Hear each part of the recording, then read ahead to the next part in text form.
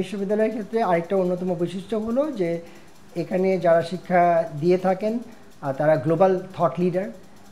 তাদের চিন্তা আদর্শ কেবলমাত্র তাদের ক্যাম্পাসের মধ্যে যারা তাদের শিক্ষা লাভ করে থাকেন তাদেরকে উজ্জীবিত করে না, তো ওনাদের থেকে দিক নির্দেশনা পাওয়ার জন্য সারা বিশ্ববাসী তাদের ভৌগোলিক অবস্থান, জাতি, বর্ণ নির্বিশেষে তাদের দিকে তাকিয়ে থাকেন।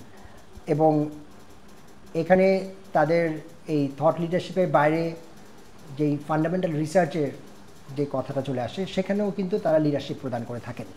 তো এই সবগুলো দিক বিবেচনা করে কিন্তু যারা অর্থনৈতিক এবং সামাজিকভাবে এগিয়ে থাকা জাতি তারা কিন্তু তাদের প্রত্যেকটা দেশে একটা করে এরকম ফ্ল্যাগশিপ বিশ্ববিদ্যালয়ে প্রকল্প নিয়ে থাকেন, যাতে করে তারা বিশ্ব মানচিত্রে তাদের জাতিকে একটা থট লিডার হিসেবে দেখতে পারেন।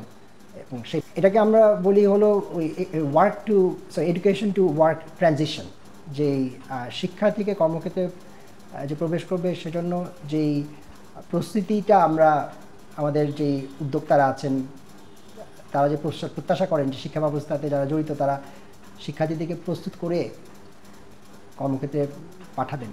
তো সেখানে তো একটা বড় ব্যর্থতা যে বিশ্ববিদ্যালয় বা স্কুল পর্যায়ে বা কারিগরি শিক্ষা যেটাই বলি না কেন, তো সেখানে যেই প্রত্যাশিত দক্ষতা তাদের অর্জন করা প্রয়োজন সেটা ছাড়াই তারা কর্মক্ষেত্রে একটা বড় অংশ প্রবেশ করছেন।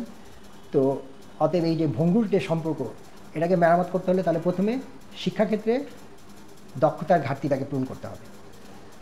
এর পাশাপাশি আবার যারা মোটামুটি কার্যকর দক্ষতা শিক্ষা ব্যবস্থাতে নিয়ে কর্মক্ষেত্রে প্রবেশ করছেন সেখানে আরেকটা চ্যালেঞ্জ আছে যে কর্মক্ষেত্রে দক্ষতা এত অল্প সময়ের মধ্যে এটার পরিবর্তন হচ্ছে, বিভিন্ন রকম অত্যাধুনিক টেকনোলজির প্রবর্তন হচ্ছে, আমাদের যোগাযোগ ব্যবস্থার পরিবর্তন হচ্ছে, তার সাথে খাপ খেয়ে কোনোভাবেই একটা বিশ্ববিদ্যালয়ের জন্য সর্বক্ষেত্রে দক্ষতা প্রদান করা সম্ভব হয় না। তো সেই জন্য আমরা একটা টার্ম বলে থাকি ইকোনমিক্সে অ্যাক্টিভ লেবার মার্কেট পলিসি, যেখানে কিনা যারা কর্মক্ষেত্রে প্রবেশ করছেন সক্ষম কিন্তু হাই ভ্যালু অ্যাডেড অ্যাক্টিভিটিতে প্রবেশের জন্য তাদের অ্যাডভান্স ট্রেনিং দরকার, তো সেক্ষেত্রে তাদের রিট্রেনিং দরকার।